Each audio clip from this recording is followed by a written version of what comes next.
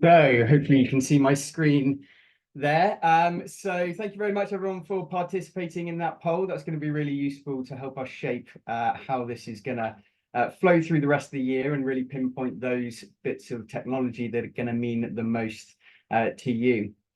So as I say, we've got a great session lined up today. Before we get started, though, I would like to introduce our speakers. So first of all, we have Gabriel Marin, Automation Architect at Element Blue, 3 times UiPath Community MVP, and Southern American Spanish Chapter Lead. So welcome, Gabriel, and it's great to have you here with us. Thank you, Dylan. Fantastic. And we also have Alex Roman, Principal Product Manager at UiPath. You will, I'm sure, have heard him speak at many of the UiPath events, both this year and in the past. Huge UiPath evangelist, and I know someone who's had a huge influence on a lot of the AI features that are coming out of UiPath today. So welcome and thanks for being here, Alex. Thank you for inviting, and happy to be here. Good stuff. And finally, of course, we have Christina with us, who you just heard from, UiPath Community Manager, massive advocate for all of us developers who use UiPath, and the person who makes these events possible. So thank you very much and welcome, Christina. Thank you. Welcome, everyone. Great. So what I'd like to do, just as we kick off into this session, is really start to give a little bit of background on exactly what we're talking about here when we say things like AI, intelligent automation, RPA, all of these kind of terms and buzzwords, I guess, that are around and exist in our industry, because it's undoubtedly going to be one of the defining features of the future of the world of work, is all of these terms and concepts and how they work together. And of course, we're lucky enough to be working in an industry that has the potential to really leverage things like AI in an amazing and really meaningful way for businesses. But alongside all of that great information and innovation is a world of hype and a world of buzzwords. And I think to a certain extent, some misunderstanding about what some of these terms actually mean and what the technologies do. So to start us off, I just wanted to ask you, Alex, you've worked for UiPath for, I think, 6 years now. And in fact, I think it might even be your 6-year anniversary this month. So congratulations.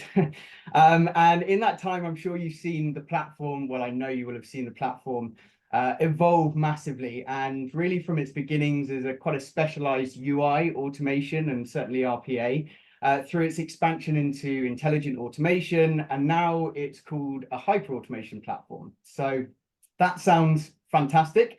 But what does it actually mean? So what is the difference between, for instance, RPA, where many of us started, and intelligent automation, and now hyper-automation?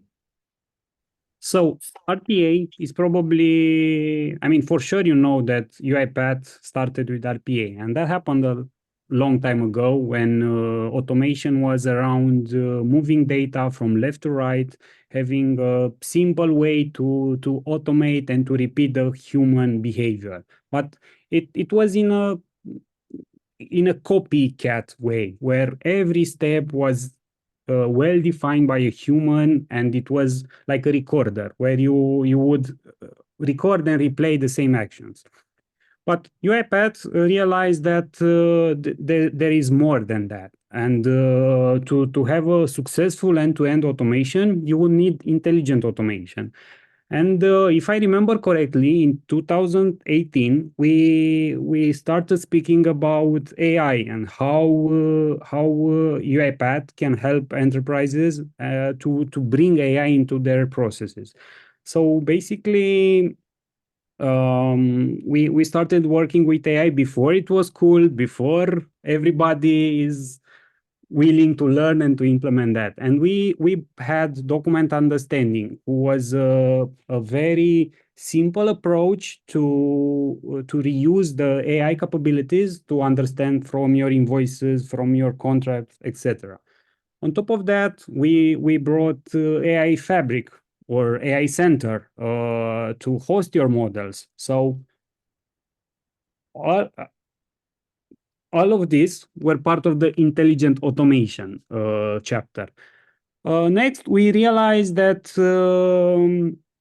to have a successful automation journey, you will need more than that. You will need to understand what processes exist in your company. And for that, we created task mining and process mining. So you will have a holistic view of the existing processes, what can be automated, what should be automated. And after you build automation, it's let's say easy.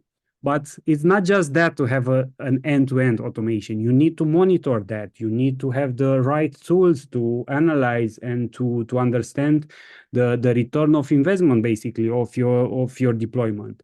So this is the chapter where we are today with the hyper automation or the full automation platform, where we have all the tools from inception or from discovery to deployment and monitoring. Yeah, that's awesome, and you know, this is, I think, really an important, I guess, journey in terms of how this industry has moved forward from the early days of, as you say, just sort of RPA.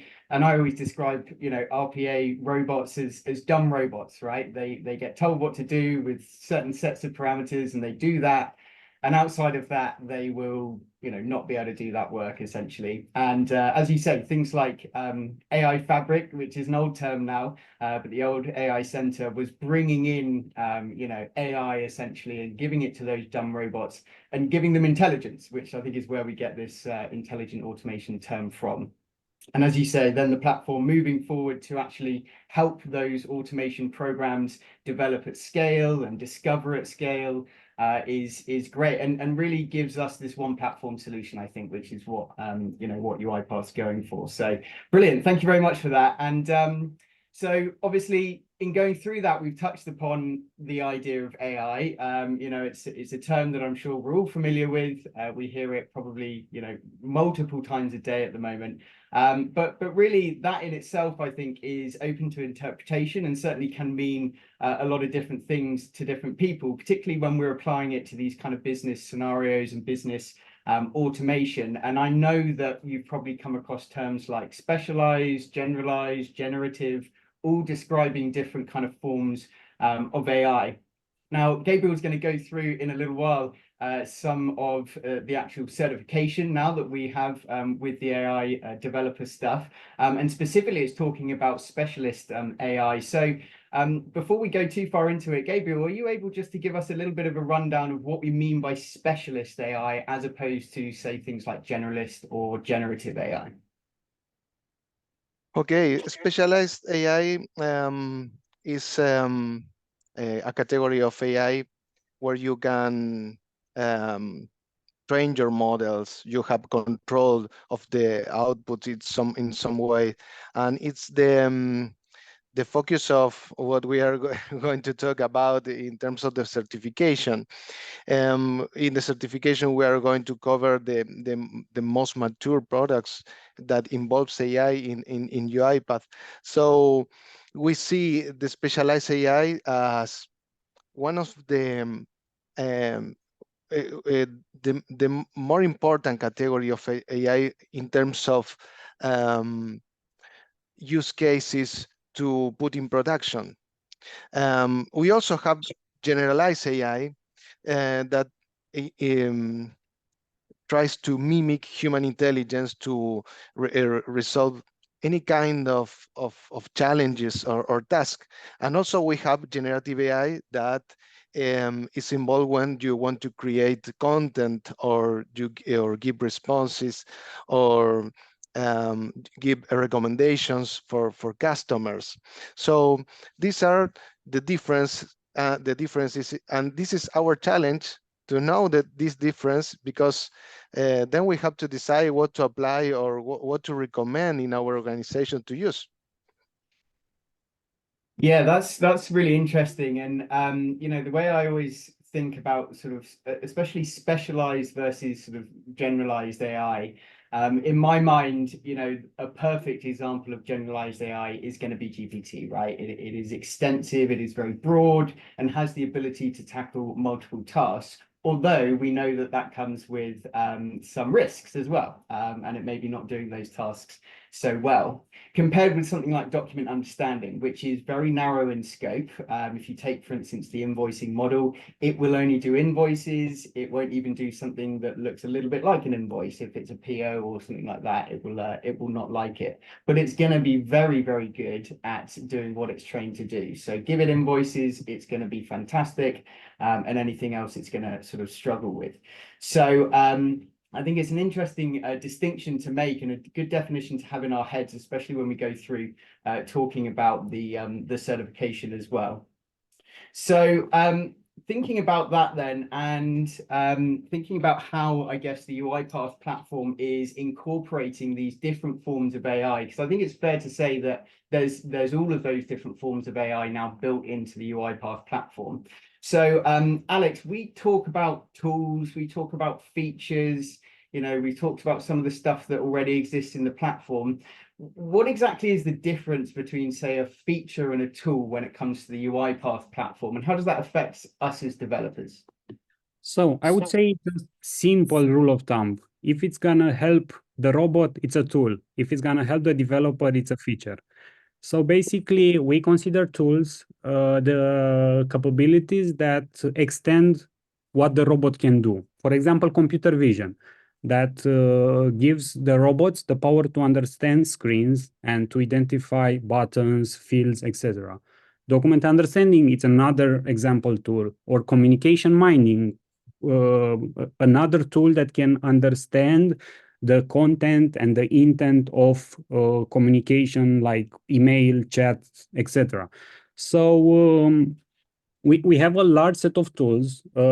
Let's also include here the integrations to various large language models. It's very easy to take your data and send it to OpenAI or to Anthropic, or basically we can act as the gate between your data and the AI models. And in terms of AI features, we took the possibilities that the large language models created, and we analyzed our platform, and we said, okay, we should do things for our developers, for our users, to improve their life. And you will see later in the demo what Autopilot can do for developers. Besides that, we have capabilities to help all the business users in terms of Autopilot for everyone. And we are not limiting there. We are having capabilities for testers. We have for business analysts. So we try to improve the life of our users by leveraging AI as a capability that basically makes it easy for you, and it's going to be more enjoyable. That's really interesting, and I think it really just shows how much AI is really getting under platforms like UiPath and others, right? I think lots of different vendors are doing this, not just in this space. And you know, we can see there's a little bit for them and a little bit for us, right? Autopilot is probably going to benefit us as developers, whereas, as you say, some of the other tools, again, you know, the document understandings of the world, are there to enhance what the robot can do as well and give that additional functionality. And again, it goes back in my mind to this evolution away from RPA into intelligent automation and giving the robots the ability to do more. RPA was great, but it has, you know, parameters, it has limits about what it can do. And one of the biggest ones was always, how can you get data out of certain things, certain documents? And obviously over the years that has evolved with the products, and we now have those capabilities. It's interesting you say about the third-party connectors. This is something that I'm a big believer in, that UiPath should be seen as you know, an overall mechanism that you can do any sort of AI through, i.e. that we have these robots at our disposal which can orchestrate, for want of another term, different actions, and we can connect to all of these amazing third-party systems like OpenAI or Watson or anything like that. And have our robots basically, you know, again, almost pure RPA, going back to moving the data around and just plugging the gaps basically between these really interesting systems. So I think that's really cool, but it does kind of raise another point, I think, which is that with all of these new tools comes new skills and new skill sets. So if you're like me, you started off just looking at RPA. For me, that was my first sort of foray into coding a tool, and that was definitely, you know, a starting point in a journey that's now taken me through into things like AI. And it's why we have, or UiPath has launched this new certification called the AI Specialist Developer certification. Now, Gabriel, you're going to go through and give us a bit of a rundown of exactly what it entails. But before we go into that, do you want to just introduce what it is? Why do we have this certification? There are other certifications around. So what is it about this one that's going to be so important? Well, as automation developers, we want to build processes as much intelligent as possible. And in the past, maybe we used a lot of rule-based algorithms, rule-based modules, fuzzy matching, and all that works really well, and we continue to use, but we know about the disadvantages, about the cons of using or relying only, and also on the limitations you have on the rule-based world, in terms of capabilities, in terms of maintenance. So having AI capabilities, easy to use, supervised learning, and a lot of integrated features with the UiPath platform is a great thing for making our processes more intelligent. So this is most of what is the certification about. Yeah, and I guess it's just one of these things that is going to be more and more important over time, isn't it? You know, we're probably all fairly comfortable doing things like, you know, RPA development, but this is a new skill set. And as the companies that we work for and work with want to start engaging with these different products and start utilizing the different capabilities of the platform, it's going to be on us to make sure that we can do that, right?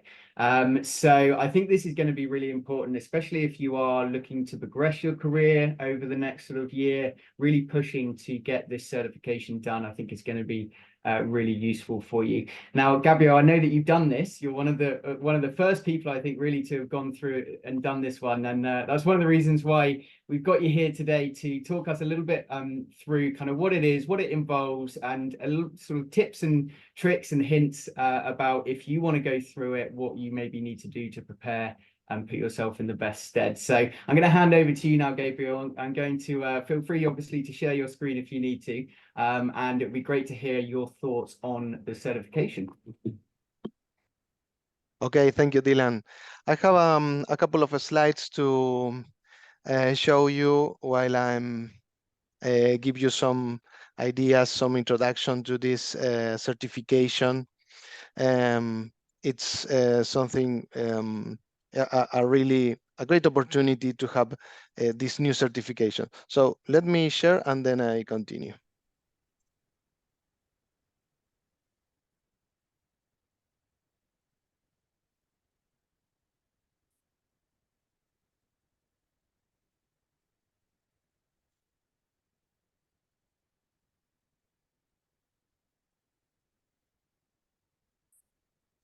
Okay, so here we are.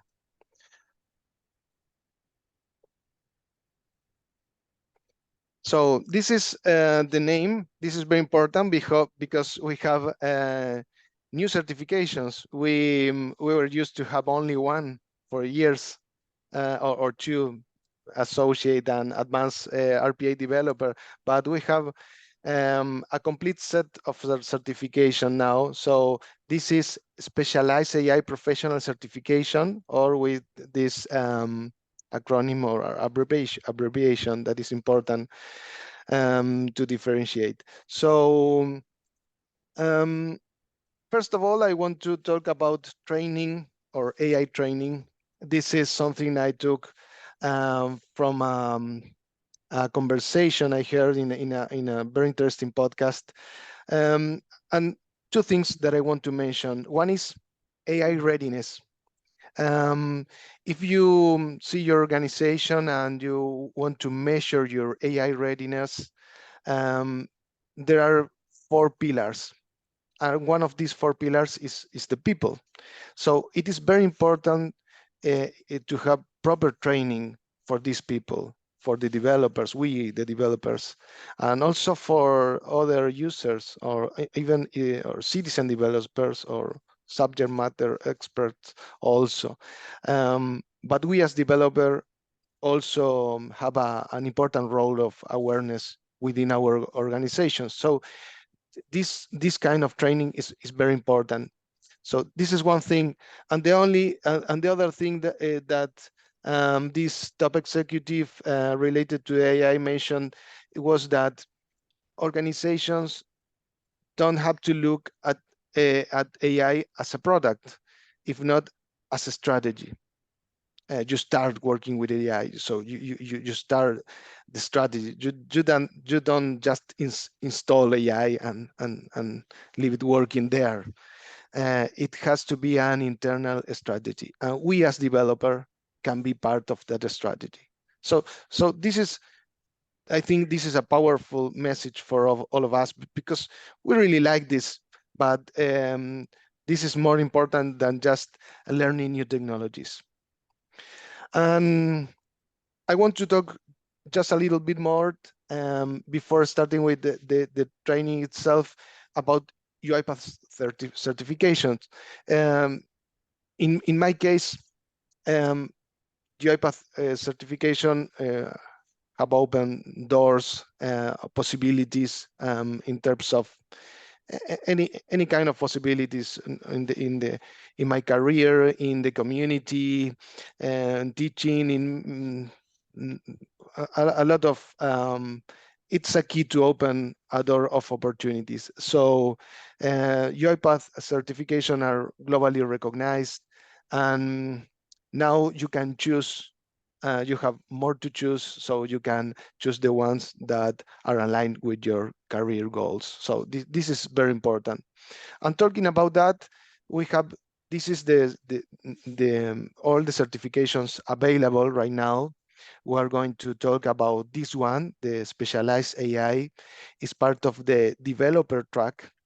And as you can see, if you enter to the web page, there are these 2 asterisks that require that you have a previous certification.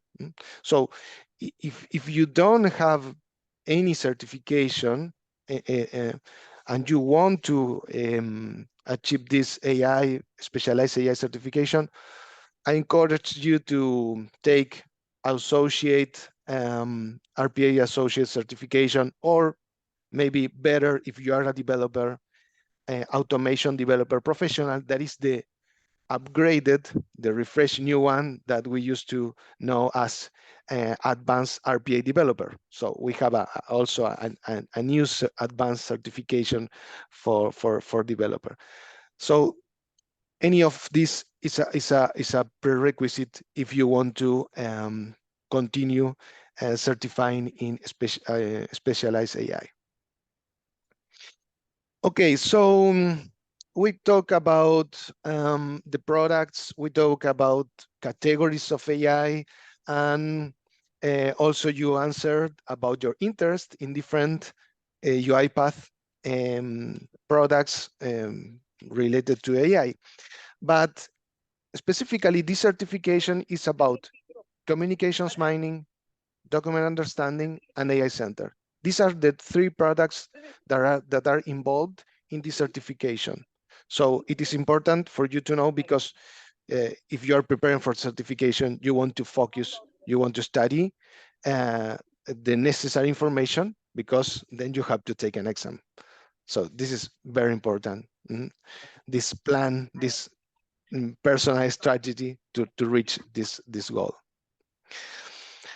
So let's talk a little bit about the preparation. What involves the preparation for taking a specialized AI professional certification?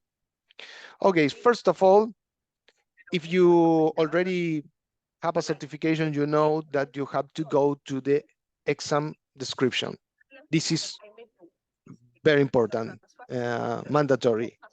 There you have the minimally qualified candidate, the products and versions, the domains, the topics, the recommended training, of course, and also other details related to the exam itself. Let's talk a little bit about the minimally qualified candidate. Sorry, I'm going to mute a participant. So a minimally qualified candidate, this is just copied from the exam description.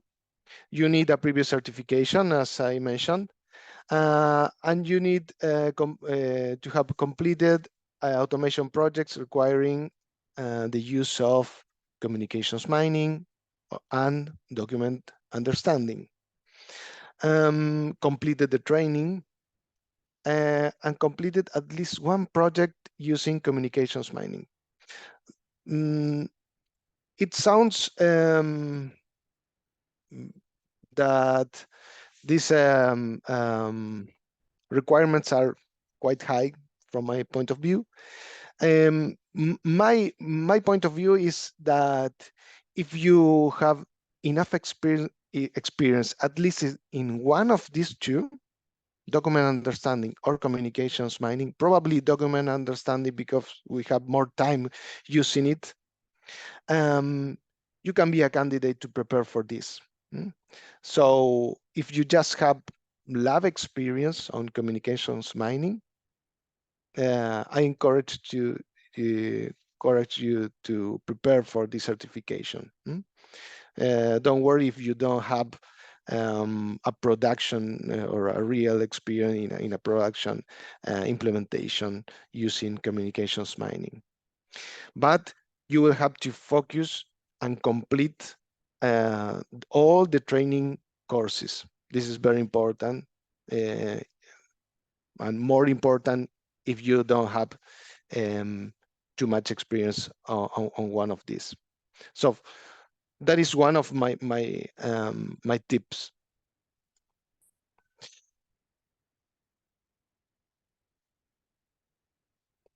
So what about the plan, the preparation plan? This is like a summary, because if you enter in the academy, you will see the learning path for this certification.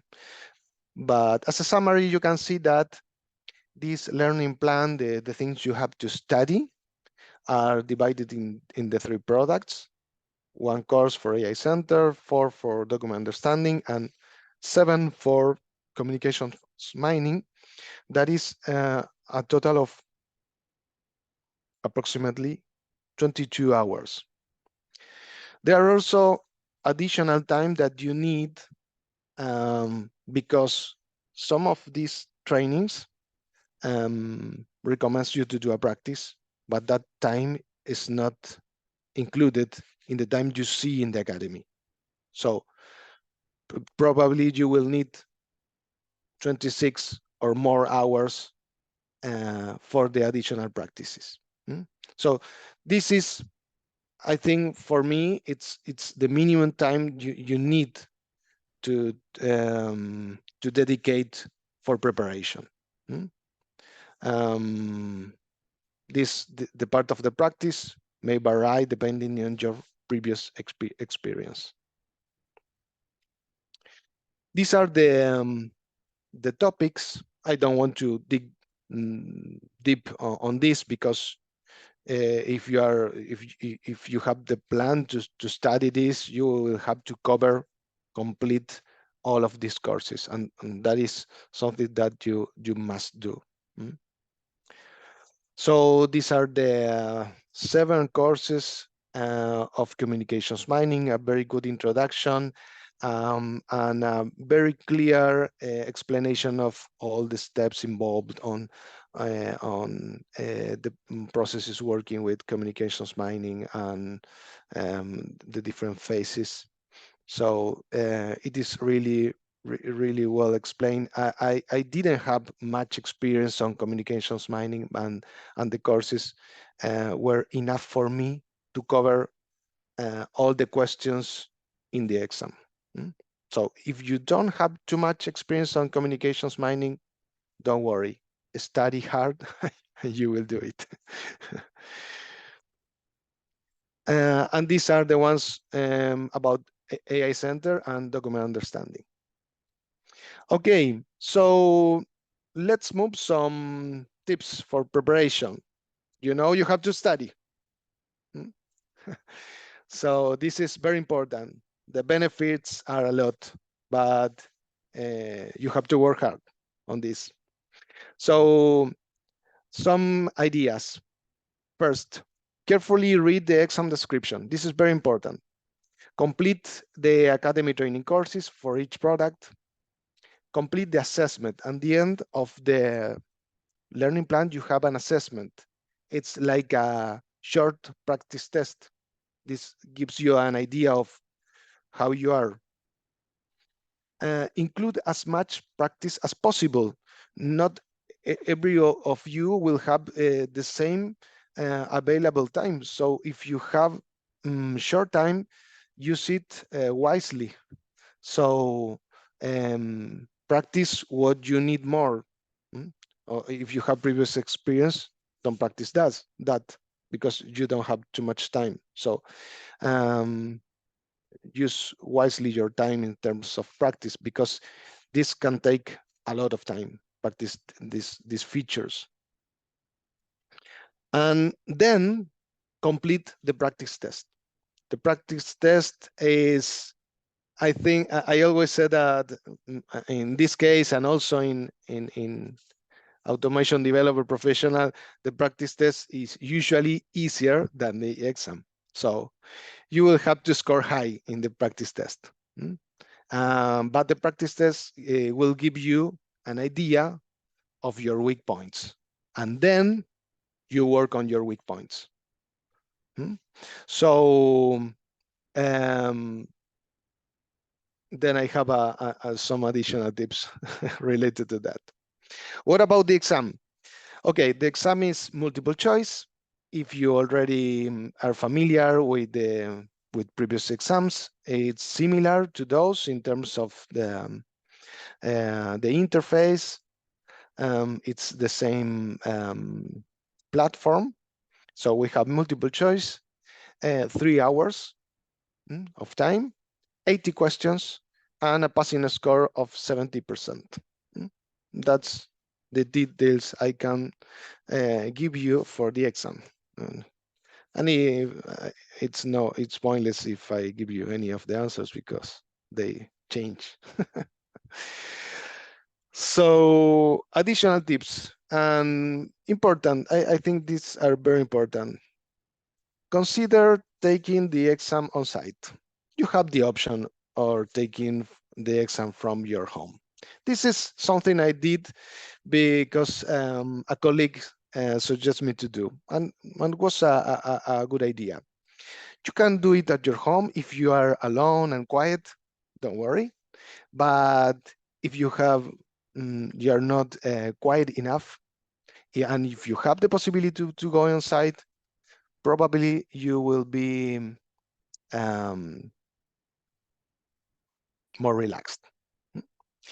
Prioritize the topics you have less experience. Start with that. So this is very important. If you don't have too much time, if you have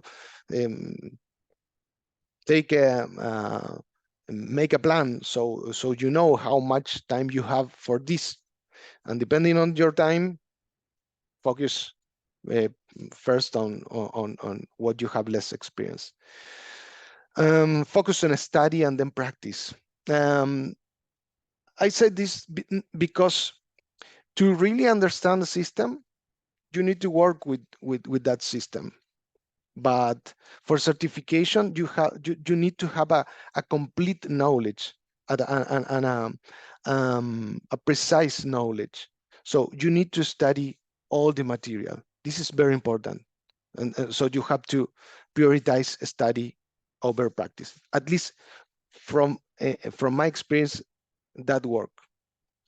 Don't take practice test before preparation.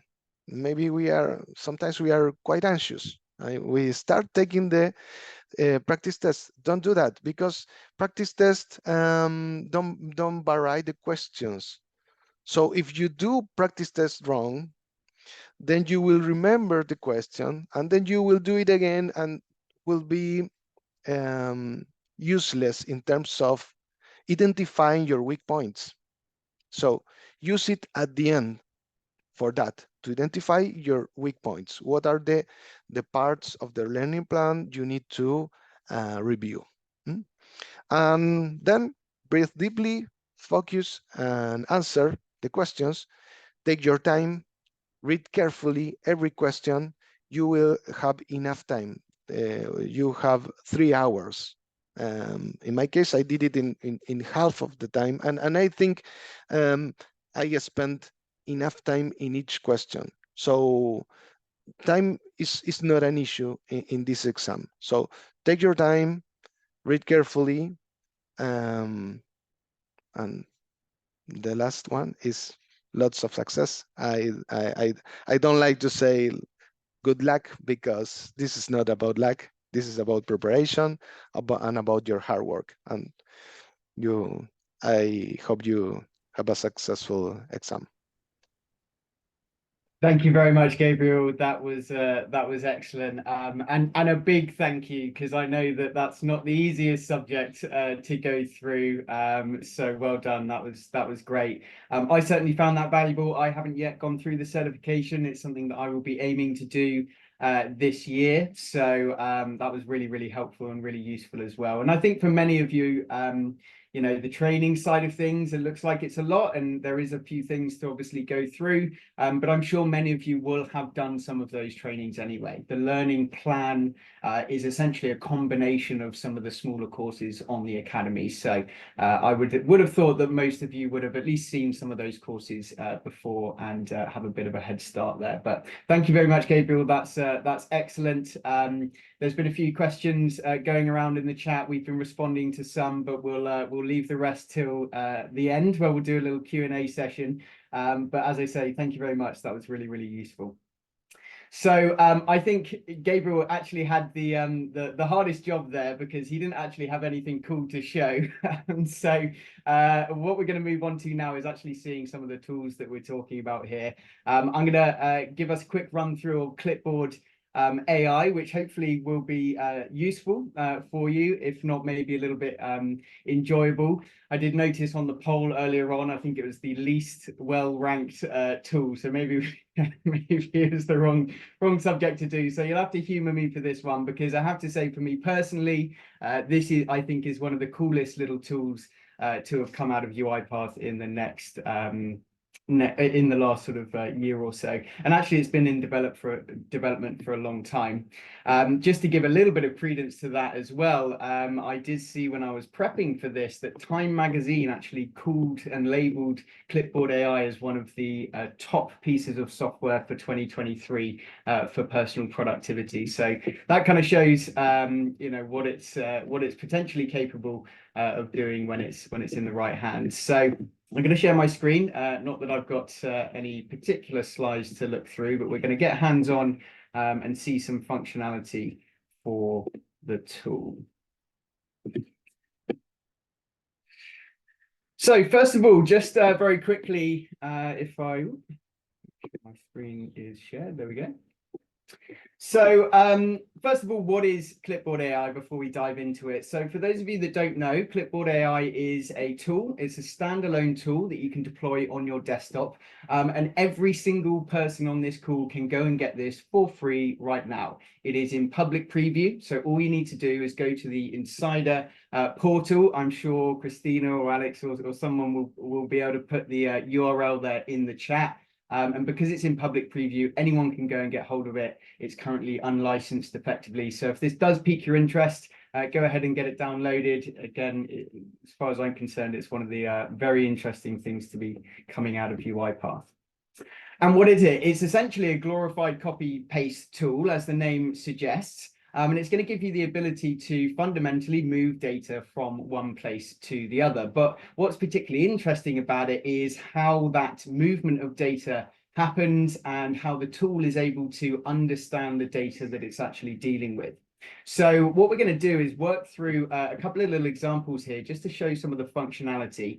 Now, the first thing is when you actually download it, it's going to hide away as a little sort of widget, if you like, on your screen. So hopefully you can see here on the right-hand side or the left-hand side, sorry, we get some options around copy window and paste.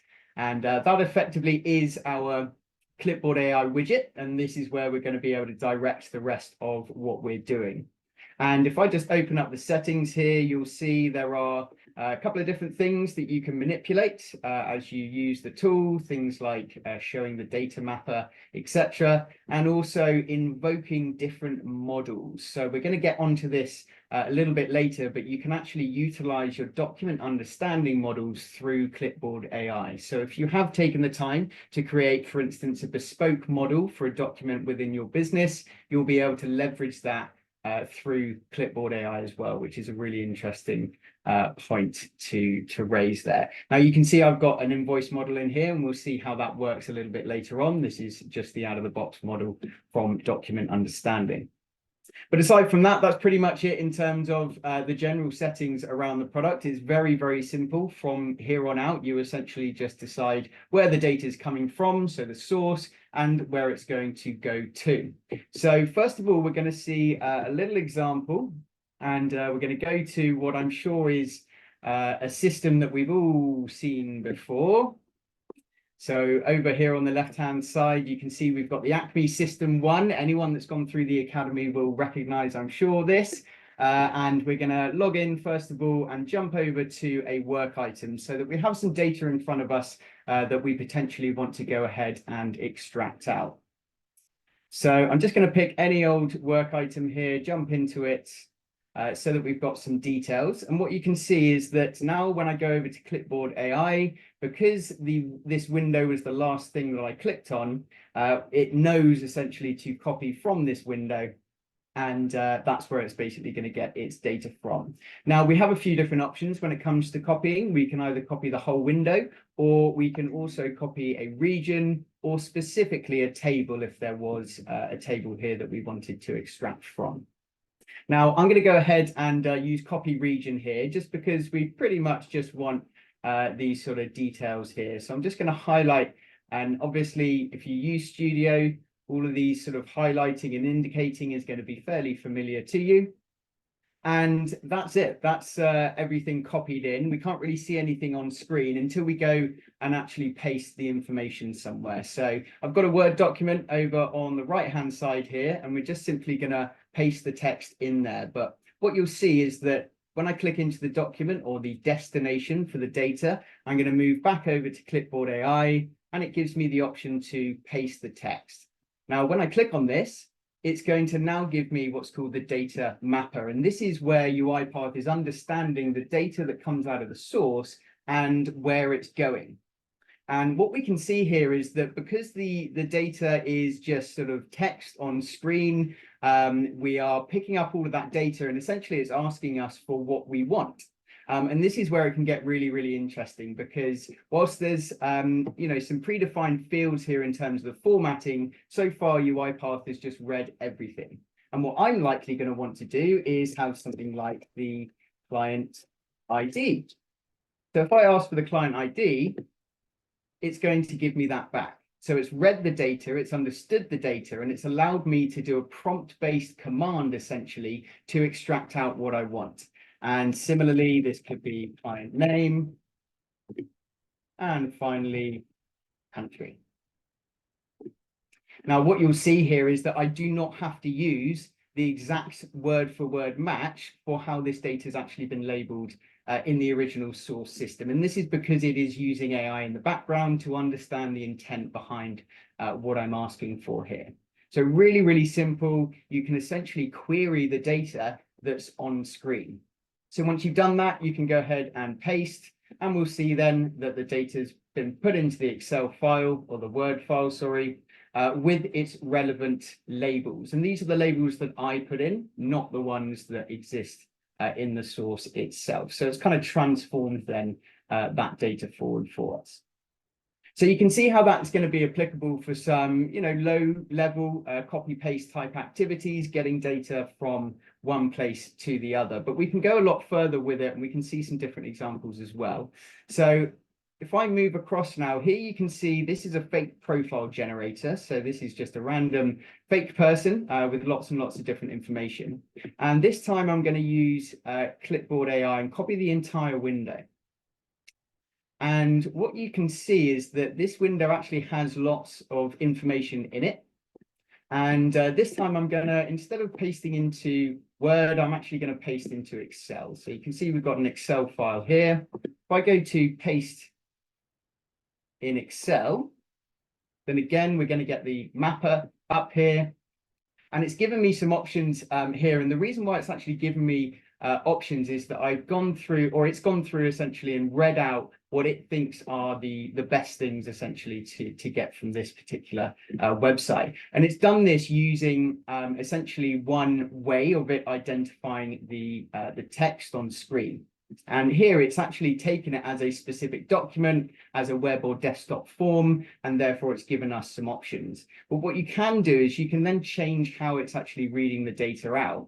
And in this instance, I'd probably prefer for it to just be plain text, because this again gives us that ability to essentially query the information.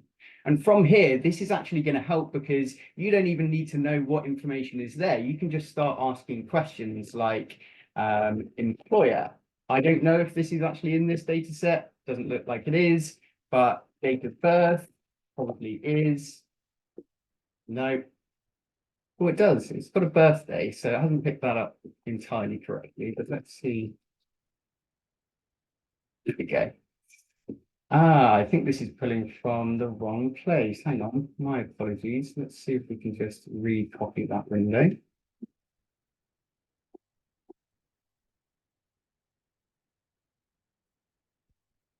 So again, we're pasting in, we'll change it to plain text. So for some reason it is still pulling from the other page. This must be a bug with my clipboard. So unfortunately, that's not quite pulling through what we want, but that's okay. Hopefully we can see here by this sort of querying option that we've got and the ability then to change how UiPath is reading this data out, we're going to be able to manipulate and essentially and find the best fit for this particular piece of data. And what this is showing me is that the best fit isn't going to be plain text. It's going to be looking at it as a specific web or desktop form and going down this route instead. And we can see there that then it's pulling the data out a little bit better. As with any form of AI, it's a case of having a look at the available technology and making sure that you're going to get the right fit for what you need. So moving on then away from scraping data out of websites, which we've now seen a couple of times, we talked a little bit about the fact that we can actually utilize document understanding models. And what you can see here is an example of an invoice. And if I then point Clipboard AI at it, so again, we're going to come over here. Now, it doesn't actually like taking the window if it's a PDF like that. So I'm going to copy the region and just specify my invoice here. And Clipboard AI is going to recognize this as an invoice, and it's going to start pulling the invoicing model across. Now, I could put this into an Excel file. That would be typical of a process that we would see here. But what I've also got, and unfortunately this widget is in the way, there we go, is an actual portal here. This is just a dummy portal where you could actually put the data in. So a little bit like what you might do if you're actually inputting this into a system of yours. You've got the various fields in there. So what I'm going to do is ask Clipboard AI to paste into this new website. So now we're going from a form or from a document through this model and then directly into the website. So we'll paste in, and you'll see it's now picked up that it's an invoice, as well as all of the different fields that already exist in the invoicing model, and it's extracted the information out. So we can see it's largely picked up everything that we need. The due date, we can add this in. And if we click paste data, it's going to write everything into these various different fields. But the final thing just to note here when we're going through this data mapper is that, again, the AI built into the engine here is going to allow you to manipulate the data as it passes through as well. So for instance, what we can see here is that the net amount is being given as a numerical figure to do 2 decimal places, but we might want to add the currency symbol in when we put it into this system. So I'm going to just add a command to say add symbol. And as you can see, it's now transformed the data so that it includes the pound symbol. Similarly, things like dates, maybe you want to format as month, day, year. And again, then it's going to change the date round and format it as you like. So you can actually control the data manipulation as it's moving through these systems. When you're happy with it, you can paste the data in there and it will actually remember all of your instructions for next time as well. So next time you come to pull an invoice, it will remember what you did and all of your prompts so that it can essentially do the same thing next time. And what we can see is it's input all of the data correctly. All that's left for me to do then is go ahead and submit this. So that was a bit of a whistle-stop tour with a few examples of what you can do in Clipboard AI. This is obviously a tool that you can put directly into the hands of the end users, maybe stretching the boundary of really what we consider to be a development tool, because you could argue there's not a lot of development really that you need to put in there, much more based around sort of prompt engineering and data mapping as well. So hopefully you found that useful. If you do want to know any more information on Clipboard AI, I would certainly advise going to the Insider portal where there's tons of information. And as I say, you can get your hands on the technology itself. So with all of that being said, we have saved the best till last, I think, in terms of looking at our final piece for today, which is going to be Autopilot. So I'm going to hand over to Alex. I haven't given you loads of time here, Alex, so do your best. But thanks very much. And yeah, Autopilot. Yeah, thank you for the pressure and asking me to deliver a very cool and entertaining demo. But I'm gonna first talk a bit about what is Autopilot. It's a set of capabilities that it's aimed at every user or every persona from our platform that is going to benefit. We have a lot of goodies. Some of them are for developers, some of them are for testers, business analysts, etc. Today, we're gonna look into developers because I expect most of you have a developer background and you would like to see and learn how Autopilot can help you. It's important to mention that we have capabilities in Studio, Studio Web, and apps. So how UiPath is doing the AI-powered automation? It's based on 2 pieces. First is the generative AI, which is the combination of publicly available large language models, some customized models that we host, etc., and the specialized AI, which encompasses our research, our very special and personalized smaller models, but these ones are performing very well some specific tasks. It's important to know that we have something called AI trust layer that it's gonna help you and your company stay out of trouble. And when I say trouble, I mean losing company data, because this is probably the first question I receive whenever I talk about these capabilities, is how is UiPath going to ensure that my data stays in the company? And what we're gonna do, we built this AI trust layer, which basically brings full governance, auditing, PII, and sensitive data filtering.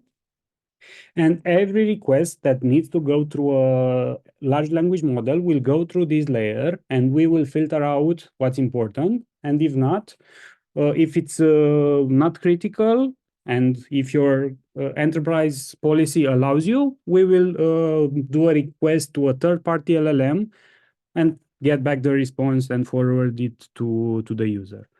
So basically, we can use customer data and make it in an enterprise-grade environment.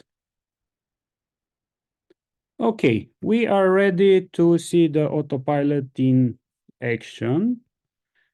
It's important to know that we try to transform and improve the way you create and maintain automations and to provide contextual help. So we don't expect for you to change the way you build or how you use the product, but to make it faster and better and to make it easier for everyone. So without further ado, I'm gonna move into Studio Web. I bet some of you are familiar with this tool. It's basically a version of our IDE that runs in any browser. Maybe you can notice that I'm on a Mac, so you can run it everywhere and you don't need to install it. It comes up with a collection of templates, so you can accelerate your automation journey, but it's very likely you will not find the exact use case that you want to achieve. And for this scenario, we introduce the Autopilot. Basically, what you can do, you explain or you prompt the Autopilot in natural language, in plain text, what you want to achieve. And for today, we're gonna automate a simple use case, which happens in almost each company. When a new lead is created in your system, in this case, we're gonna use Salesforce. We want to reach to that lead and also to notify the team that a new lead has been created in the system. So I provided this description to Autopilot, and now we're sending this prompt, and Autopilot will try to understand how to automate this. We'll break it into smaller steps, and for each step, it's gonna map one or more activities. So we can see this preview. Basically, there's a trigger that fires only when a new lead is created in Salesforce. Since I asked for a personalized email with Azure OpenAI, this is a representation of us using a third-party system where we can integrate with Azure OpenAI. And then we will send an email and send a message over Slack to the team.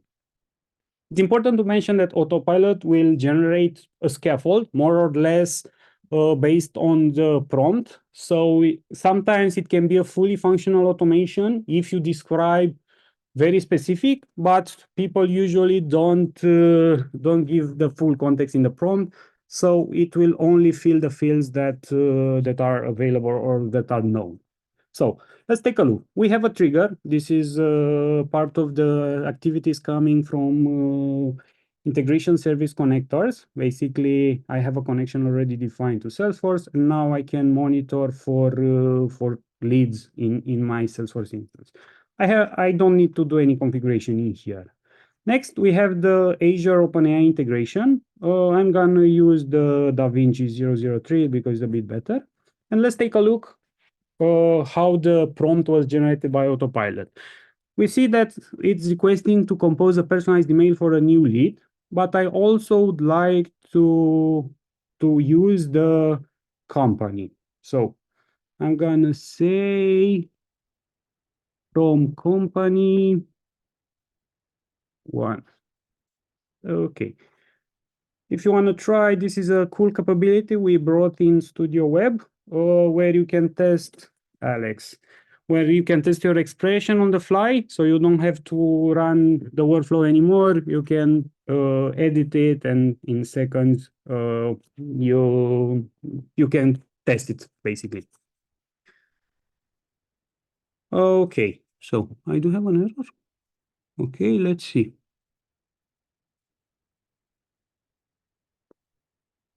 Oh, okay, that's a small one. Should be fine. Next, for the send email, we can see it used the lead email for the destination. It also created a kind of subject like personalized email. This is not the greatest, but we can customize the tool because this is an activity in the end, and I, as a developer, I can tweak it. We can see you have the save as draft.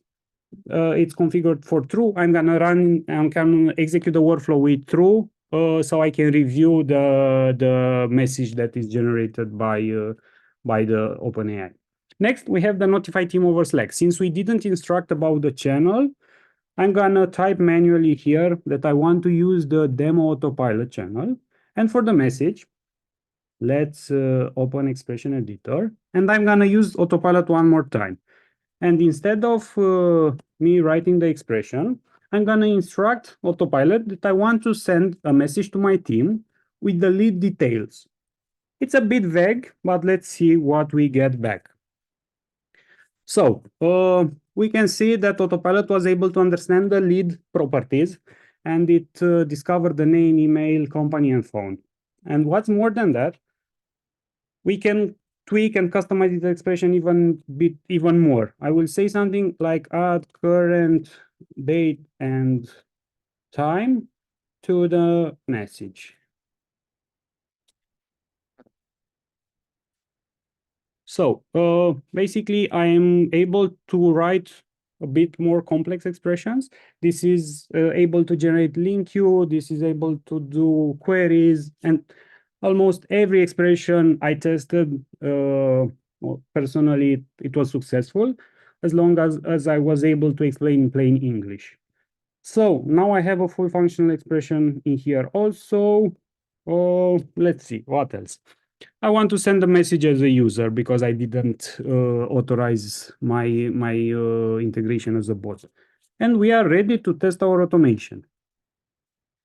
Before doing that, I'm gonna test the trigger just because you want to see how this would run. And now we can see there is no lead matching our search. And what I'm gonna do, okay, I'm gonna navigate to Salesforce, which logged me out, and I'm gonna create a new lead so we can see how this behaves. Okay, new lead. I'm gonna use my name, Alexandru Roman.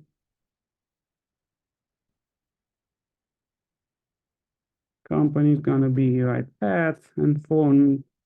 This is good enough. Save. Now let's go back to Studio Web and test the trigger again. What is gonna happen right now? You can see the live values of the event. And what's more important and nice, let's add a write line, for example. Write line. And you can see live in the use variable what are the values. So you will be able to build your expression easier and see and preview how the how this looks like. Now let's test the whole workflow and won't delay too much.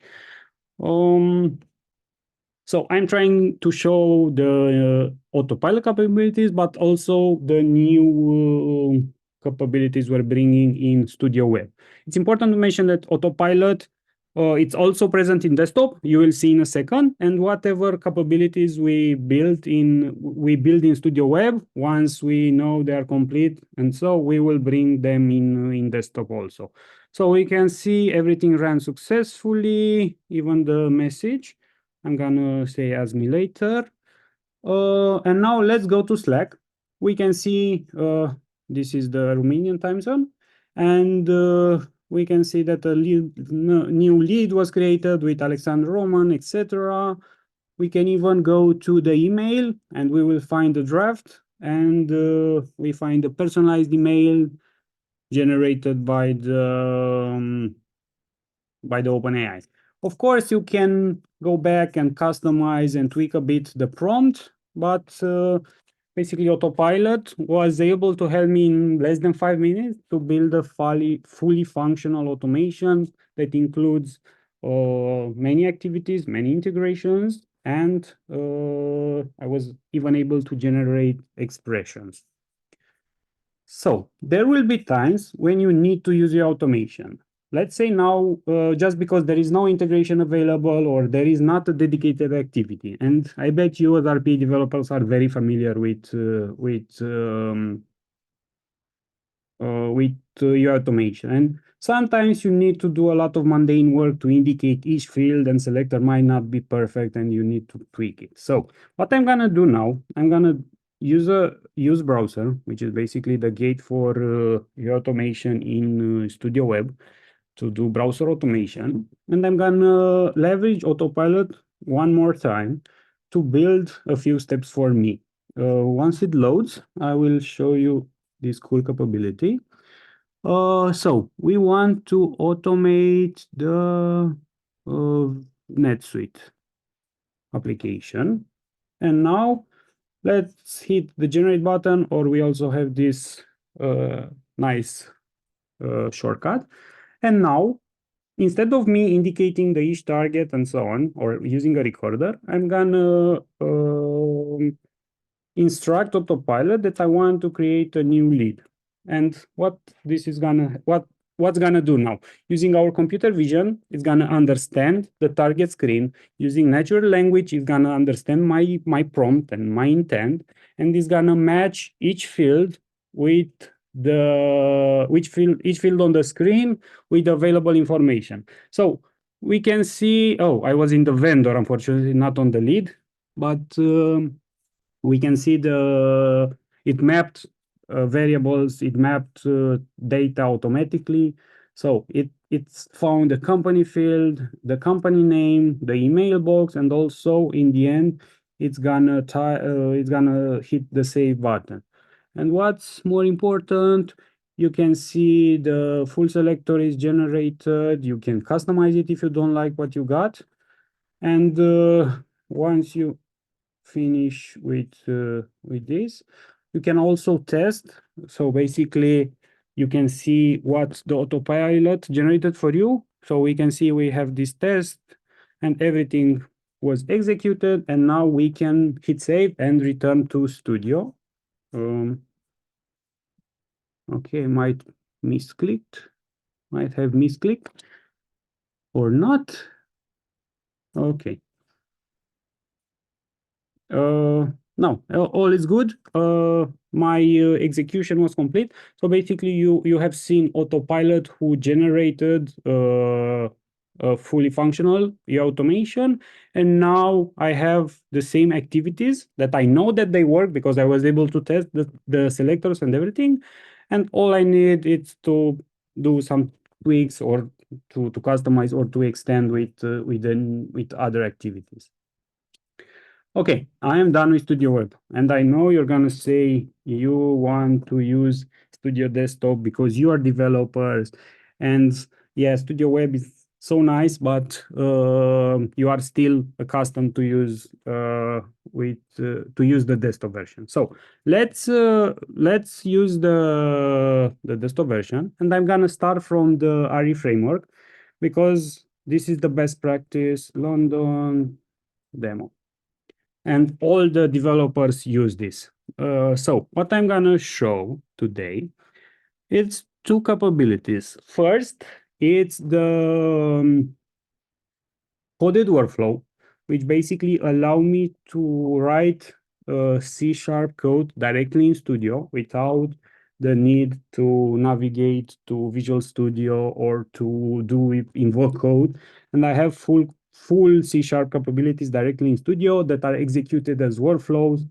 And I can even define my custom class, my custom functions, etc. And for now, I'm gonna build a public bool.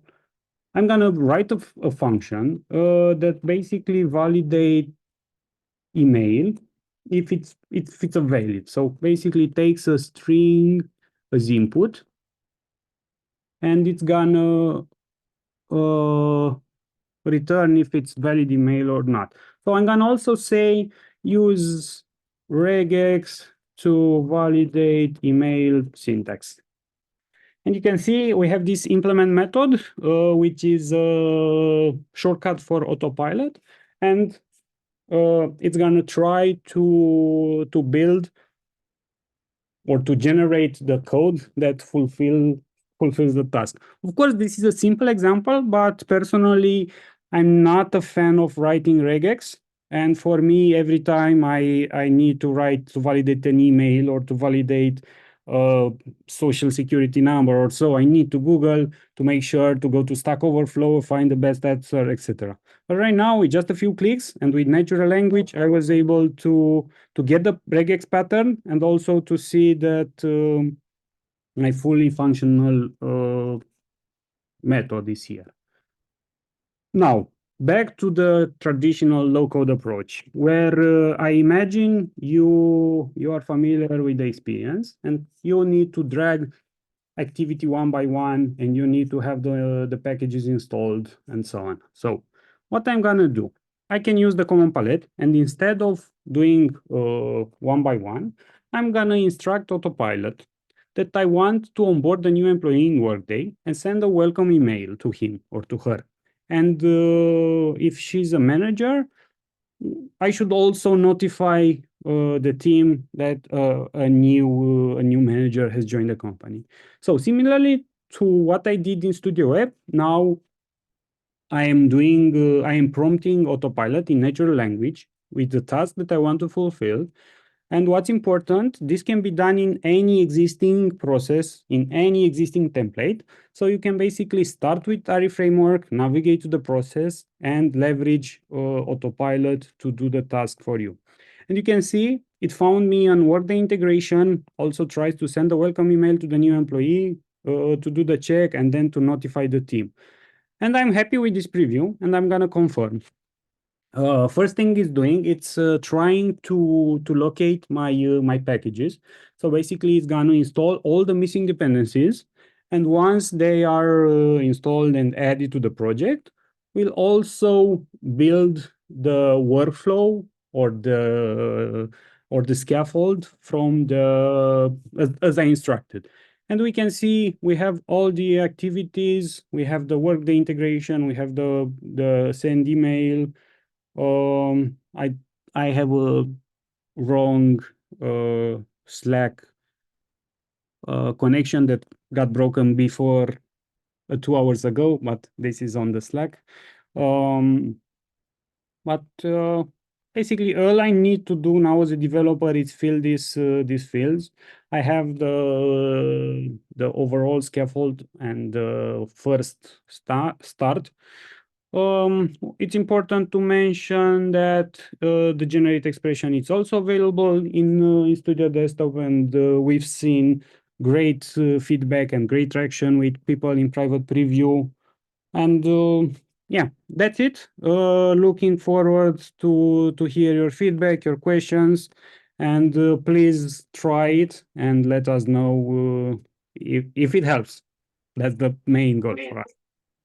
Thank you so much for that, Alex, and thank you everyone for sticking around. I know we've gone over, but this is so valuable and something that really is going to mean a lot to us as developers, right? If nothing else, this is the thing that we will be using probably the most as the years kind of go on. And as Alex said, this is a feature that's been built into lots and lots of different parts of the platform. So we've seen it for Studio, but you're going to see it in Assistant, in testing, for BAs. That is going to be everywhere essentially, and it's really going to be the new way to interact with the platform as far as the user experience goes. So I had one question here, Alex, which was just how do we get hold of that? I can see it in Studio Web, and I think that's quite easy to get hold of. Most people will have that. They can go to community. What about the Studio side? Do you need an updated version of Studio? Yes. So for our community users, we already released the generate expressions and the generate code in 24.2 release. So if you're on the community channel, you can already play with it. In the next few weeks, we will release the build workflow, the one that I showed from Command Palette, that basically allows you to extend your current workflow. And all of them will be available in hopefully GA in the early summer. So basically, we will ship an LTS version of Studio that gives you access, even if you cannot use community for now, because probably your company requires you to use the LTS version, and that's expected. So in the summer, unless you are on Studio Web, which is always updated and you can see the greatest goodies directly. Yeah. And you know, it is such a cool tool. So thank you so much for sharing it to us. One thing that I struggle with a little bit with Autopilot is that some people think it's a be all and end all. It'll replace developers. As we've seen, you know, there's still a place for us here. It's going to help us. It's going to create a skeleton, but we still have stuff to do, right? There's still a place for us to developers. Yeah, I mean, I received this question a lot. Honestly, I don't think we can do a perfect job and replace the developers, and this is not even the goal, because you still need someone to understand the process, to design the high level, to design the architecture, and this is the hard part. And then you need someone to troubleshoot. You need someone to understand why it's breaking, because generating and building the first version, it's something, but I bet you all know that probably less than half of your time is truly spent into building automation. So this is only an accelerator, so you don't need to remember how to write that link you, or how to write that regex expression, or what was the name of that activity, which was on that package, so I need to install first the package. So it's just an accelerator. And our goal is for you, the developer, to be more productive and spend your time in doing the hard tasks. Fantastic. Yeah, and I totally agree. You know, this is speeding up the mundane tasks, right? We don't need to be going and finding activities. We might as well just get that done for us. Brilliant.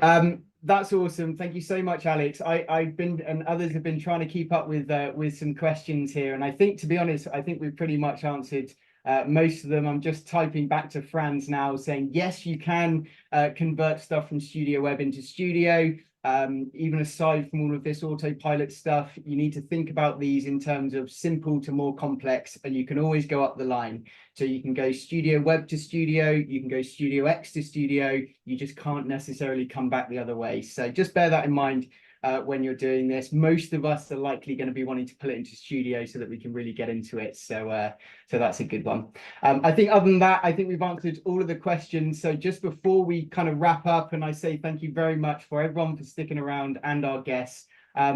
Quickly, is there any other questions? Raise your hand if there's anything particularly pertinent that you wanted answered. Everyone should be able to unmute now. So if you have a question, just unmute yourself. And if we don't have any questions, that's fine as well. I know we've been answering them in the chat there, and I know it's a really great session. So I think, you know, thank you again to all of our speakers. We've obviously done a great job of presenting the information there. So if you do have any questions or want to learn more, feel free to reach out to anyone of us here who are hosting the call. I'm sure we're all available to help. Thank you very much for doing the poll there. That's really going to help sort of formulate what we do over the next couple of months. And thank you for joining us. And so I think we'll wrap it up there. Have a great rest of the day, everyone. Have a great rest of the week, and we will see you soon. Thank you. See you next time. Bye-bye.